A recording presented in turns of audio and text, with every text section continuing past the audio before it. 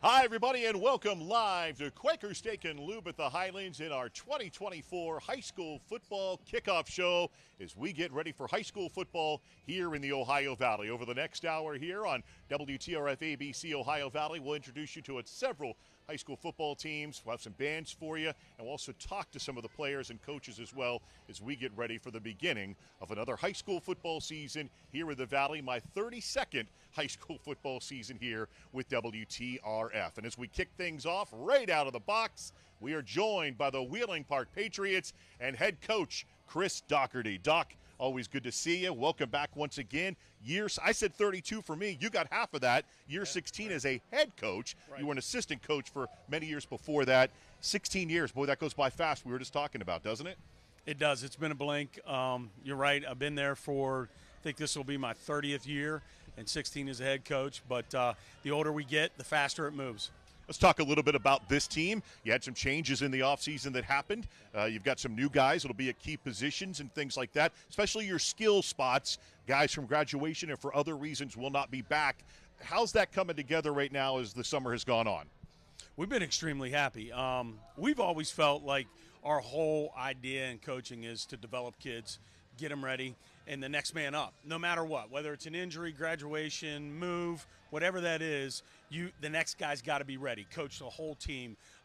So we feel like our guys are ready, and we're going to have some new faces, we're going to have some young faces, but I think those guys are working at a level they look like Friday night players. And one of the keys there, I think, for you is the return of several of your offensive linemen that are back from a year ago. So you're going to have a veteran line in front of those guys.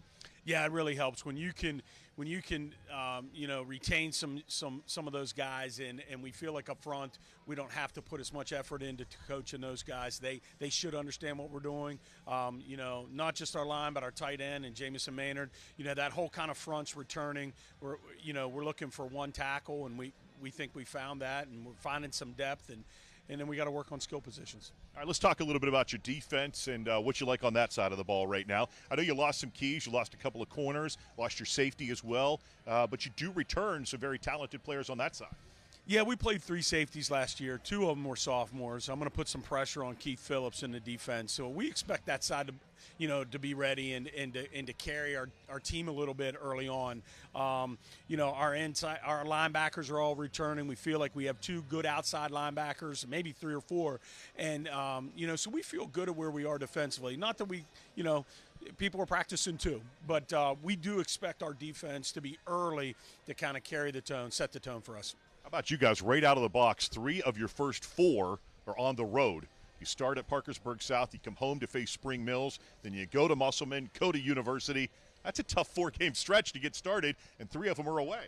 Yeah, I think you Who can made this schedule? You talk to the athletic director? Right. I got to fire that guy.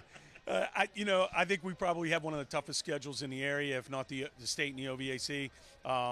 When you look at it, we can't take a week off. And that's kind of what we've been talking about, is being consistent how we approach practice, be consistent in how we play. We didn't always do that last year. This year, that's going to be an important thing. Can we do that? Can we show up every single Friday? Because we're going to have to. Our schedule's so demanding. First year of the 4-class system, we're down to 16 teams now in 4A, right? So does everybody make the playoffs? I guess so, but, I know the guys behind me and the coaching staff, we only worry about being there at the end. So whether we start with 108, 64, 32, or 16, let's just talk about the end and do one day at a time, one practice at a time, one game at a time, and we'll see where we are. Talk to me a little bit about this senior class and just these guys that have been with you for 4 years now. Yeah, it's a special group. I thought last year, and I told them, we lost good kids, but I thought our grit came from this group. And, I expect them to kind of carry that into this senior year. They were the ones that I thought kind of were the glue a little bit last year. And we didn't look great against University. And a week later, we had to go against Steubenville. And we looked like a totally different team a week later. And a lot of those guys are behind us, their attitude and how they approached the game in practice. So, they'll have to continue that.